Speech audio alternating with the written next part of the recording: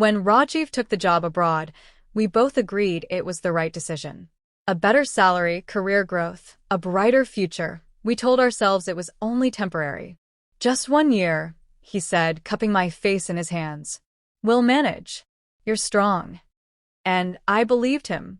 For the first few weeks, we talked daily. Video calls at night, shared meals over screens, silly messages throughout the day. I filled the silence of our small apartment with hope.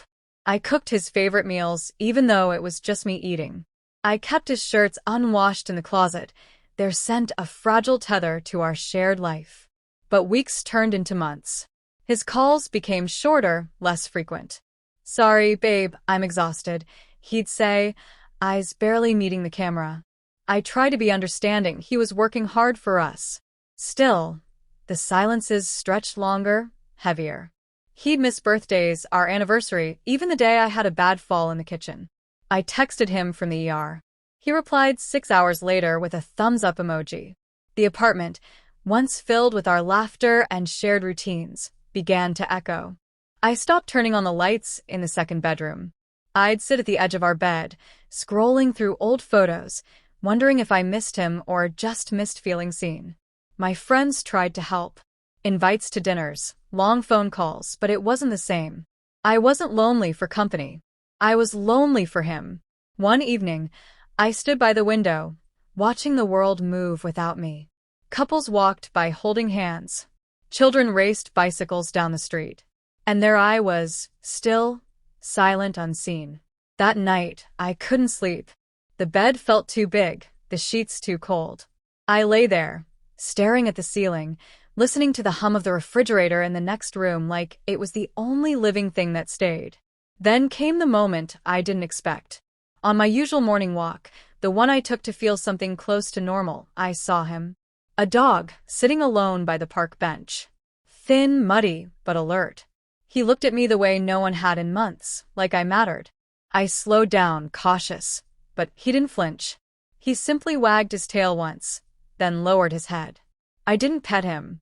Not yet. But something flickered. A kind of recognition. I went home that day with a strange ache in my chest. Not the ache of missing someone, but the ache of possibly finding something I didn't know I needed. I didn't know it then, but that was the day everything began to change. The next morning, I found myself walking the same path, half expecting him to be gone. Maybe he was just a passing stray. Maybe it was foolish to care. But there he was, curled by the same bench, eyes closed, ears twitching at the sounds of passing cars. When he saw me, he lifted his head and stood slowly, like he'd been waiting. I approached cautiously, still unsure. He didn't bark, didn't lunge, just sat and looked up at me with a kind of gentle patience. I crouched down, offered my hand. He sniffed, then leaned into my palm. His fur was coarse, damp from the morning dew, but beneath the dirt was warmth. I don't know how long I knelt there, hand resting on his head, but in that moment, the world hushed.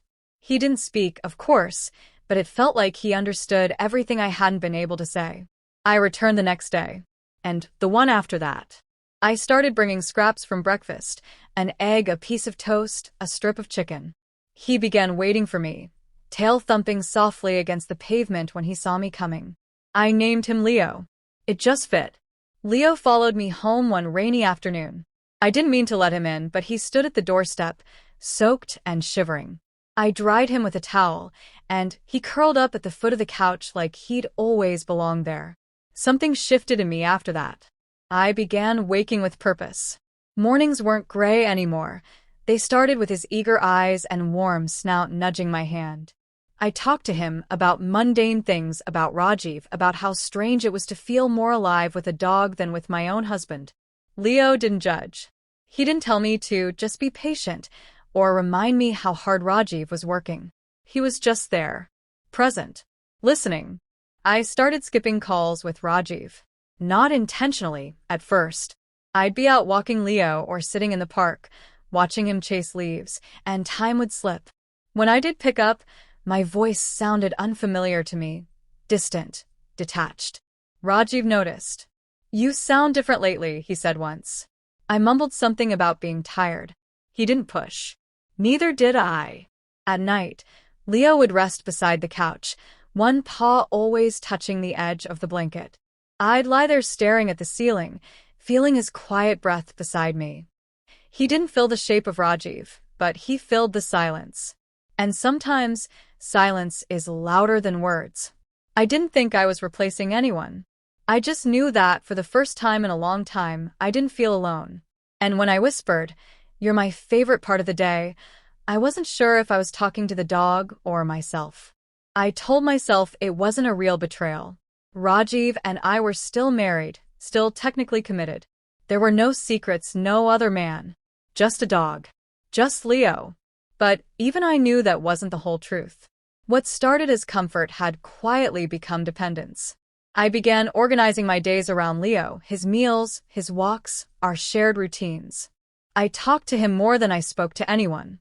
I told him when I felt invisible, when I missed being touched, when I feared Rajiv might never come back, at least not as the man I married. I stopped mentioning Rajiv in conversations with friends. When they asked how things were, I changed the subject. I didn't want to lie, but the truth felt messy, hard to explain. How could I admit that my heart felt tethered to something that wasn't even human? Rajiv still called, though less frequently. His words became functional. Updates about deadlines, project milestones, the next step in his promotion. He never asked about me in a way that mattered.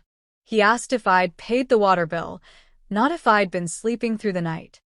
He didn't notice the fatigue in my voice, the slow erosion of my enthusiasm. One evening, he called while Leo and I were curled up on the couch, watching the rain streak across the windows. I let the phone ring until it stopped. A message buzzed in. "Busy." I didn't answer. Instead, I looked down at Leo, his head resting gently on my thigh. His eyes met mine with unspoken understanding. I stroked the soft fur behind his ears and whispered, "You're the only one who really sees me." That night, guilt crept in, sharp and sudden. I sat on the floor, arms wrapped around Leo, tears slipping down my cheeks. I wasn't cheating in the way people whispered about in hushed tones. But emotionally, I'd already crossed that invisible line. I had given my heart to something else, someone else. Not out of lust, not even out of rebellion, but out of a desperate hunger to feel chosen. To feel valued.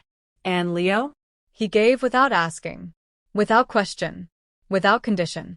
Rajiv noticed the growing distance. "You've changed," he said during a rare video call. I shrugged. "People do." His brow furrowed. "I don't know what's going on with you, but I can feel it. Something's off." I didn't respond. What was I supposed to say? That I found a version of love he forgot how to give? I ended the call early that night. Leo padded over, curled beside me, and I rested my hand over his chest, feeling the steady rhythm of his heartbeat. In that quiet space between guilt and clarity, I realized something I hadn't been ready to admit. I didn't miss Rajiv anymore. Rajiv came home without warning.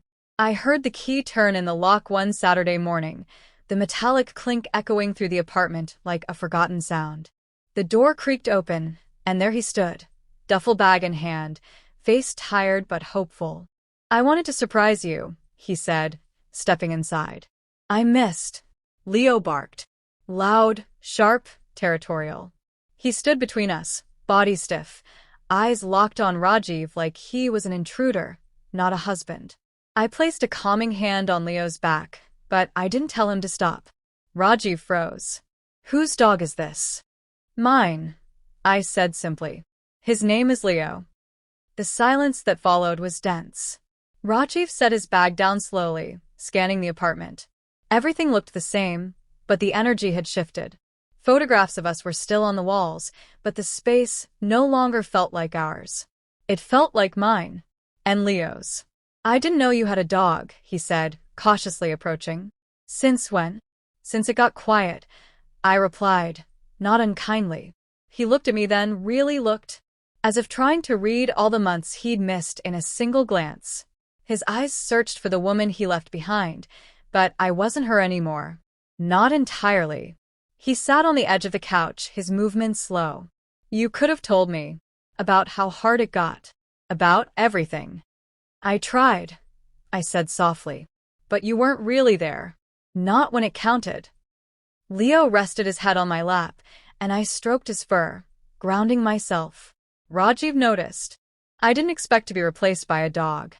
I smiled just a little. Neither did I. It wasn't bitterness. It wasn't even anger. Just truth. Honest and raw.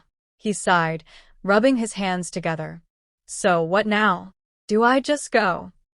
I looked at him, at the man I once loved so fiercely.